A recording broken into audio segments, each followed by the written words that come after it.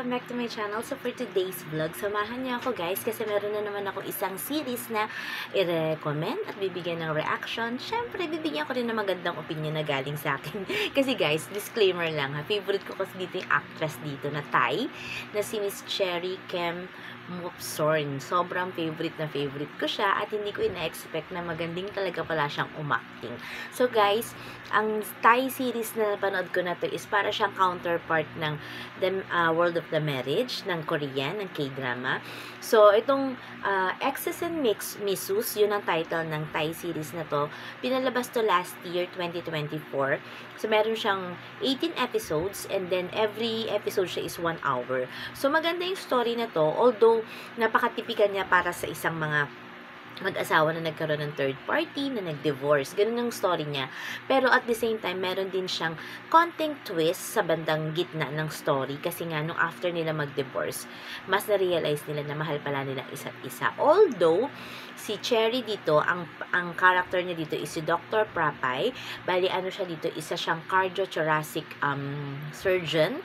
Ang asawa niya dito, si Alec, ang pangalan sa tunay na buhay ng Thai actor. At ang character name niya dito is si Dean. Tapos, ang third party dito o ang querida is si Amanda, ang pangalan niya sa tunay na buhay ng Thai actress model na to. At ang pangalan niya dito sa series is si Flame. Bali, si Dr. Prapya at saka si Dean, super love nilang isa't isa. Sila yung great love nila ang isa't isa. Tapos at the same time, is isa siyang engineer, si Dean, tapos doctor nga dito si Dr. Prapay. Pero, mas active kasi si Dr. Prapay dito and at the same time, syempre alam naman natin ang calling ng mga doctor. So, masyadong busy ang kanyang lifestyle. So, may mga times na naghahanap sa kanya si Dean ng mga kailangan niya, hindi niya ma-provide. Pero, still, mahal na mahal ni Dean si Prapay kasi nga, great love niya to eh. Lahat sinusunod niya, lahat ng sinasabi nito. Kumbaga para sa isang mag-asawa, ang dominant sa kanila si Prapay. Tapos at the same time, ito namang si Flame, papasok siya sa eksena dito kasi nagkaroon ng conflict yung mag-asawa ng anniversary nila. May nangyaring incident na hindi nagustuhan ni Dr. Prapay, isinisi niya kay Dean. So si Dean, syempre tampo-tampuhan ng lolo natin, tapos at the same time, naghanap ng uminom, typical na pa nagtampo, iinom, pupunta sa isang bar, makikilala ang isang girl. So ayun, ito naman kasi si Flame na in love siya kay Dean, 'di ba? So to make the story short is may nangyari sa kanila na nahuli din ni Prapay at the latter part of the story. At the middle part of the story pala. So, syempre, ano bang typical na ginagawa kapag nahuhuli ng legal wife si Querida at saka si Habi? Syempre, divorce, hiwalay, diba? So, ganun na nangyari. Kasi ito nga si Prapay, masyado siyang, ayaw niya ng merong mga hang na nangyayari sa buhay niya. Gusto niya natatapos kaagad. So, parang nakapag masyadong impulsive in decision niya, nag-decide siya kaagad na makipag-divorce. Pero, hindi niya naisip na mahal niya pa rin pala. Kasi syempre, pag tayo, diba, sabi nga nila, pag galit, huwag magdesisyon. Pag masaya, huwag magdesisyon. Hayaan nating maging cool down yung ating nararamdaman para kapag nag-decide tayo, sigurado tayong tama dun.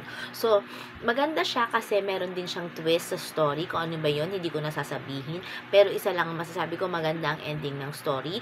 Nasa YouTube siya ngayon, mga bebesh. Wala siya sa Netflix, wala siya sa Loklok. Nasa YouTube siya. At ang kagandahan nito, may subtitle na rin siya. At syempre, complete episode na rin siya. Then, at the same time, marami kayong lessons na mapupulot dito. Tapos, hindi lang naman umikot dito ang story kay Dr. Prapay at saka kay Dean at kay Flame. Meron din mga kaibigan, may mga supporting characters din dito na maganda rin yung naging support nila sa storyline. Tapos, yung bata dito, yung anak ni Dean at saka ni Prapay is magaling ding umacting, si Nam Knight. Yung bata, hindi ko na matandaan yung pangalan sa tunay na boy, pero yung pangalan niya sa character is Nam Knight. Ang ganda, promise, ang ganda. Maganda yung pinaka-story niya.